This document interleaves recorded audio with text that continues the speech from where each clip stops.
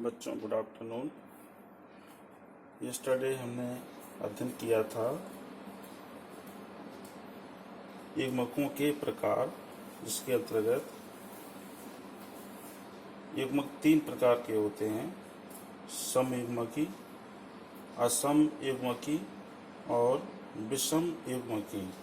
इसमें से आपने समयुग्मकी और असम युग्मकी का अध्ययन आपने कर चुके हैं कल, और आज आपको अध्ययन करना है विषम युग्मकी, ऊगैमस। 3 प्रकार के युग्मक होते हैं, तो तीसरा जो प्रकार है इसका अध्ययन आज आपको करना है। विषम युग्मकी में क्या होता है?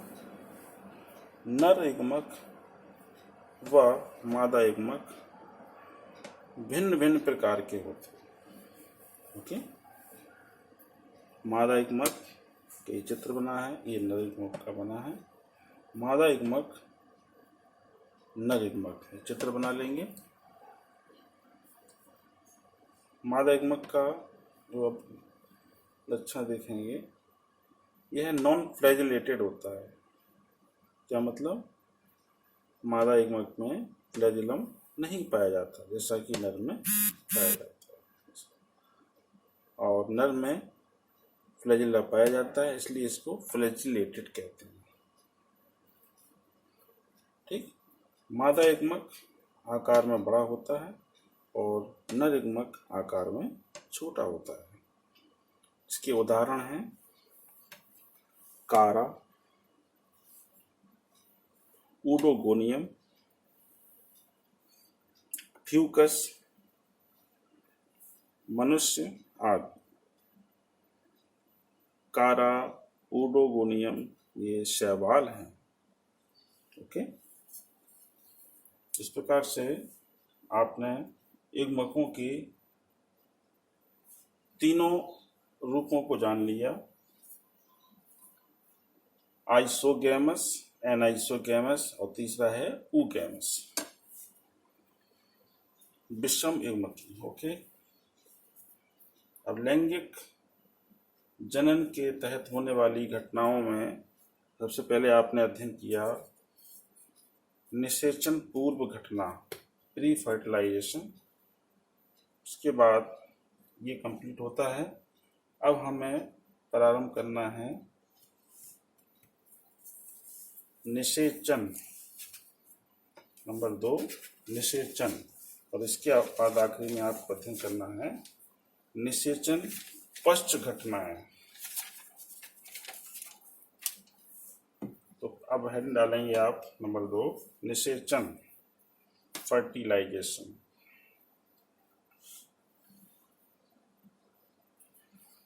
नोट करते जाएं साथ में। निषेचन आपको पूर्व में भी कई बार बता चुके हैं, अब एक बार फिर आपके सामने है। निषेचन अर्थात नर व मादा युग्मक संलयित होते हैं। नर व मादा युग्मक, ये नर युग्मक है, ये मादा युग्मक है, दोनों आपस में मिलते हैं, इसको कहते हैं संलयित होना। तब द्विगुणित युग्मनज का निर्माण होता है, डिप्लॉयड जाइगोट बनता है। इसमें एक्स क्रोमोसोम होंगे, नर में एक्स क्रोमोसोम, मादा में एक्स क्रोमोसोम, और यहाँ पर 2x क्रोमोसोम हो जाती है, इसलिए इसको डिप्लॉयड जाइगोट का निर्माण होता है।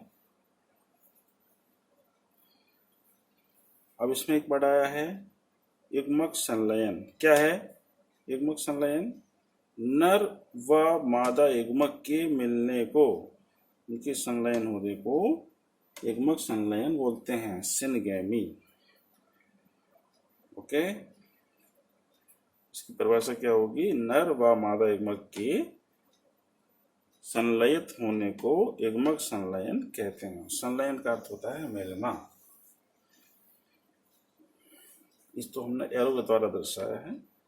अब यहाँ देखें आप, फर्टिलाइजेशन क्या है? नर युग्मक व मादा युग्मक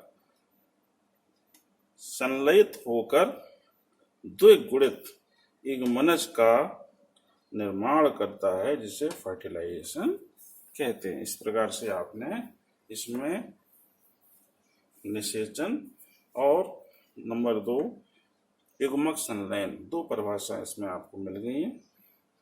दोनों समझ में आ गए होंगे बराबर। अब निषेचन के अंतर्गत कुछ इंपॉर्टेंट पॉइंट्स हैं, ये 2 पॉइंट के रूप में आपको इसके सामने रख रहा हूँ। पहला होता है अभिषेक जनन पार्थिनोजेनेसिस। अभिषेक जनन parthenogenesis, PARTHINOGENESIS।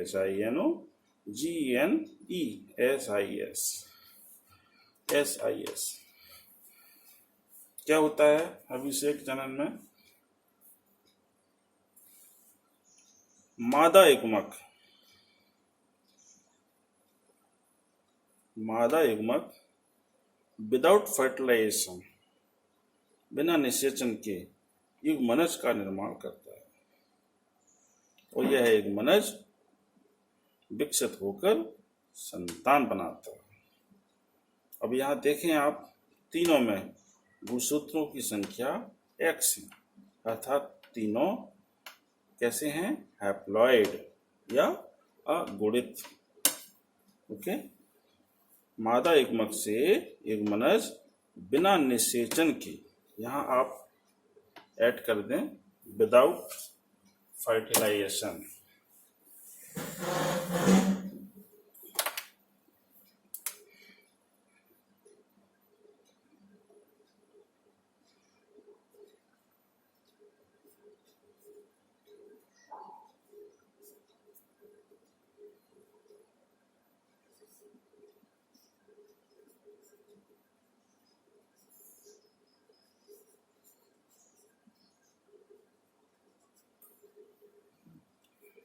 Without fertilization male female gamete zygote का फॉर्मेशन करते हैं, जो विकसित होकर संतान का निर्माण करते हैं। तीनों में गुणसूत्रों की संख्या x होती है, अर्थात ये अगुणित होते हैं।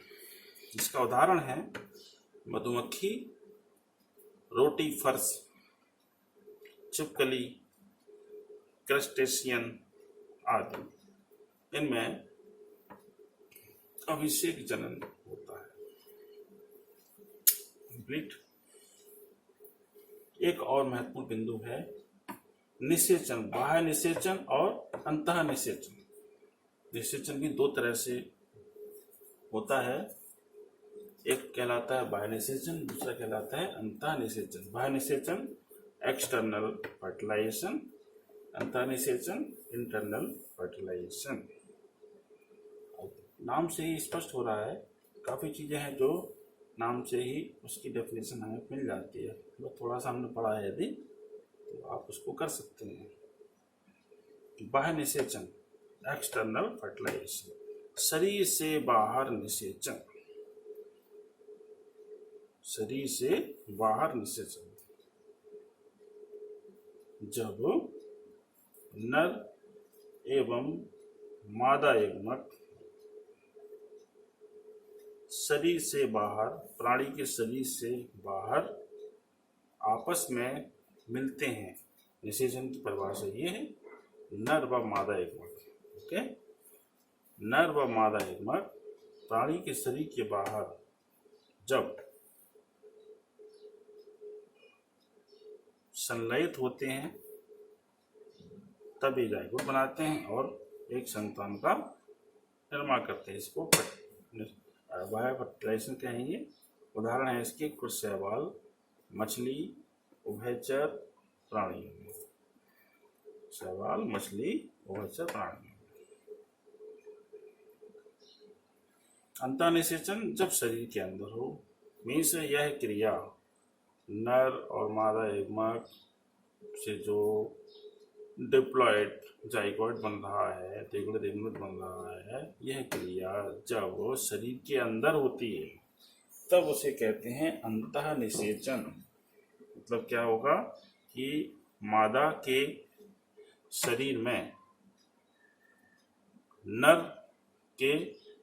युग्मक पहुंचते हैं और यह मादा एकमक से मिलकर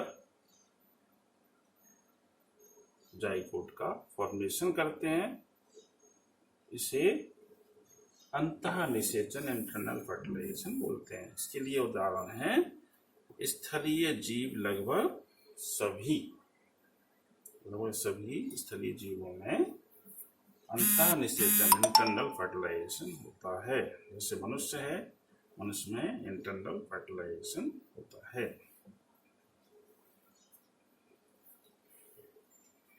बच्चों, इस बात को थोड़ा सा आप फोकस करें। निषेचन का तात्पर्य है नर व मादा युग्मक, ये नर और ये मादा युग्मक के संलयन को, इन दोनों की मिलने को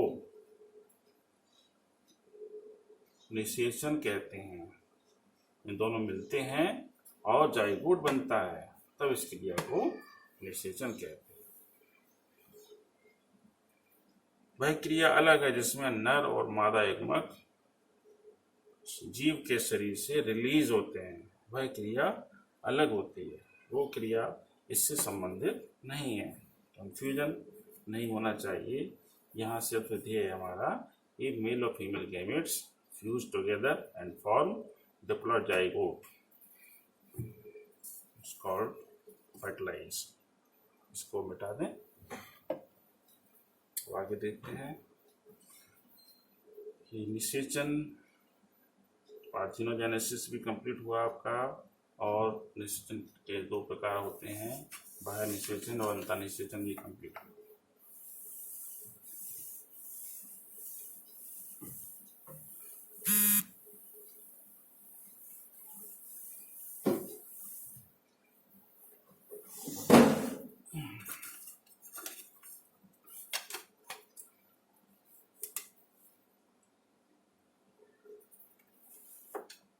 अब नंबर 3, लास्ट हेडिंग बचती है। नंबर 3, निषेचन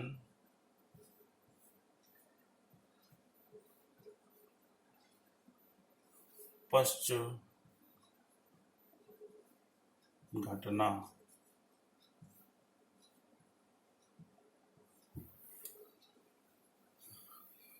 पोस्ट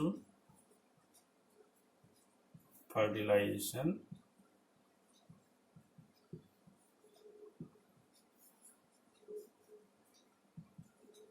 इवेंट।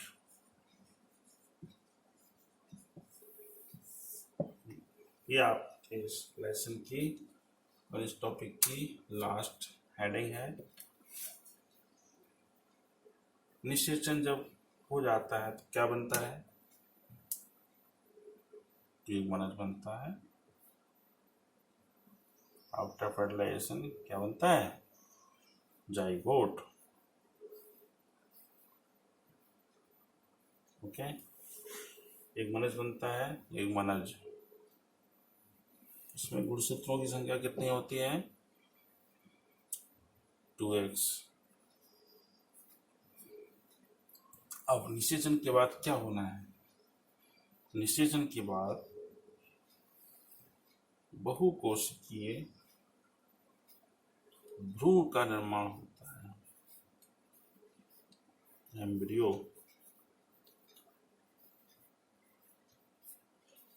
यहाँ थोड़ा सा ध्यान से समझ लें। एक मनज बना निषेचन के बाद, अब इसके बाद क्या घटना होगी? जो एक मनज बनता है यह कैसा होता है? 2x डिप्लॉयड है, और एम्ब्रियो भी कैसा होगा? 2x डिप्लॉयड होगा, और इससे फिर भ्रूण से बन जाता है शरीर, मीन्स संतान।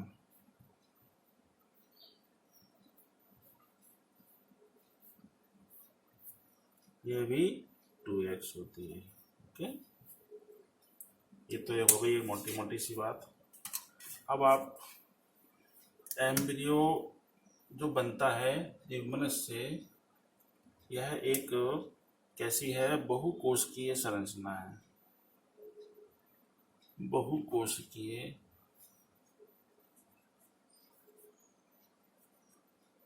बहुकोशिकीय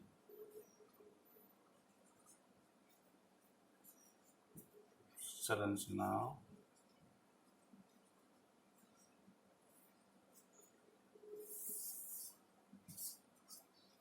भ्रूण बनते हैं, इसका विकास होता है। विकास के दौरान समसूत्री विभाजन होता है,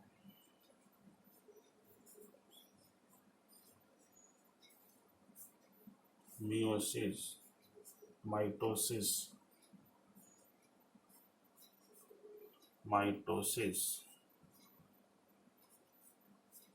समसूत्री के लिए माइटोसिस, अर्धसूत्री के लिए मियोसिस। समसूत्री विभाजन होते हैं, इसमें गुणसूत्रों की संख्या डिप्लॉइड यहाँ है, डिप्लॉइड यहाँ भी रहेगी, डिप्लॉइड यहाँ पर भी रहेगी। यहाँ पर भी एम्ब्रियो के बाद जो शरीर का निर्माण होता है, यहाँ पर भी विभाजन, यही विभाजन, समसूत्री विभाजन पर भी होता है। अब जो एगमनज का विकास होता है एम्ब्रियो फॉर्मेशन के लिए, भ्रूण विकास होता है, इसको हम क्या कहेंगे? भ्रूणीय विकास। क्या बोलेंगे इसको हम? भ्रूणीय विकास।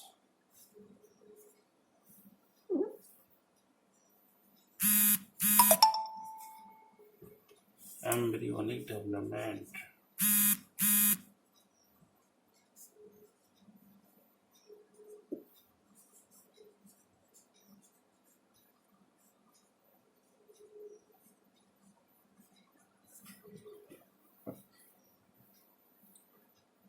दो तरह से होता है। नंबर एक, शरीर के बाहर, और नंबर दो, शरीर के अंदर। दो तरह से भ्रूणीय विकास होता है। जब यह विकास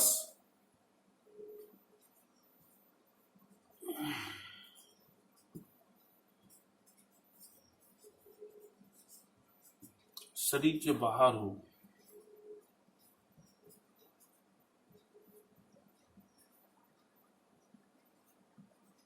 तो कुछ ना कुछ तो सुरक्षा चाहिए जाइगोट को। जब ये शरीर के बाहर विकसित होगा तो उसके लिए क्या होता है? ये शरीर का विकास होता है अंडे के रूप में होता है। ठीक है,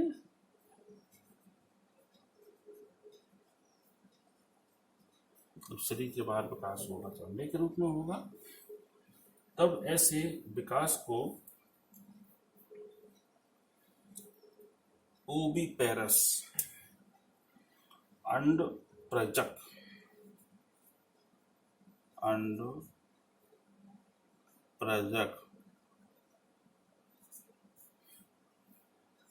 ओविपेरस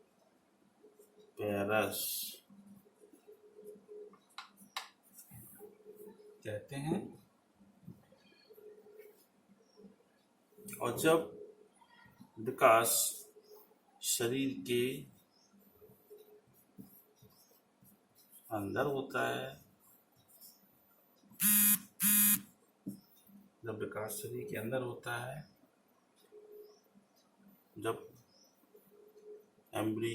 जाइगोट का विकास, एगमनज का विकास जब प्राणी के शरीर के अंदर होगा, तब ऐसे विकास को सजीव प्रजक,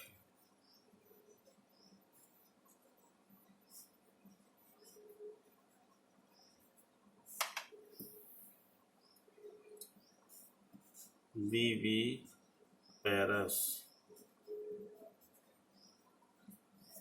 कहते हैं। ठीक है,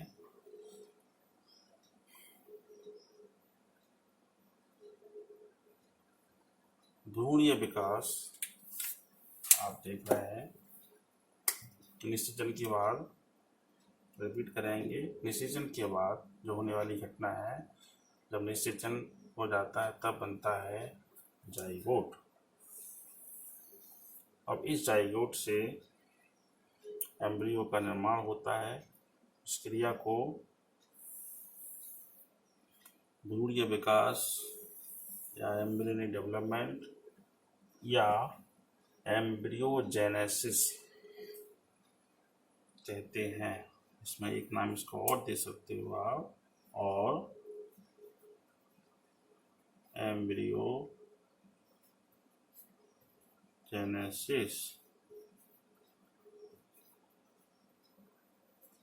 भ्रूणीय विकास। एम्ब्रियोजेनेसिस नाम भी से आप दे सकते हैं, दो नाम आप नोट कर लेंगे। तो एक मनुष्य से भ्रूण बनता है जिसे भ्रूणीय विकास कहते हैं।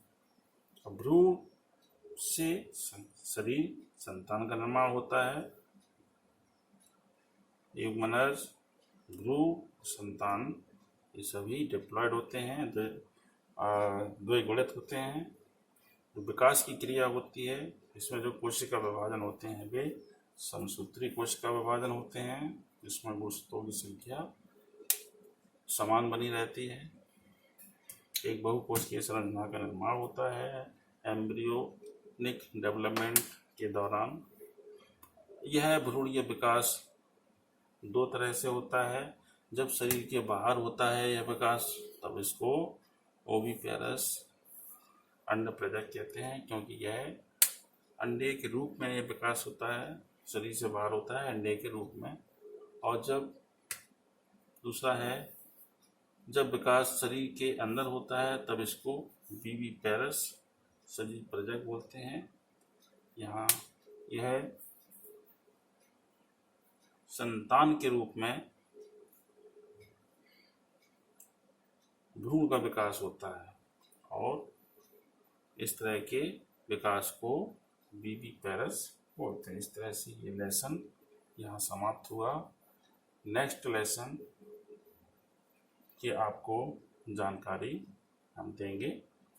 धन्यवाद। इसके आप सभी क्वेश्चन आंसर जो दिए जाएंगे उन्हें आप कंप्लीट करें होमवर्क के रूप में। धन्यवाद।